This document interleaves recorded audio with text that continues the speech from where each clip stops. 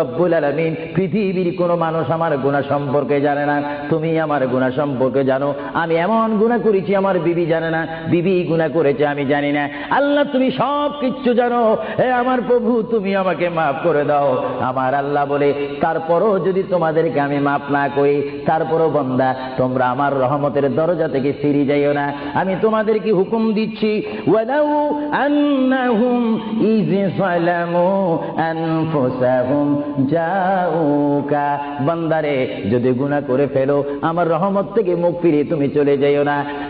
বান্দা আকাশ পরিমাণ যদি গুনাহ করো, পাতাল পরিমাণ যদি গুনাহ করো, সাগরের পানি পরিমাণ যদি গুনাহ করো, পাহাড় তুলনায় যদি তুমি গুনাহ করো, আমার দরবার থেকে তুমি নিরাশ হইও না। বান্দা আমি তোমাকে একটি রাস্তা পাঠাই দিচ্ছি, একটি পথ তোমাকে আমি দেখাই দিচ্ছি।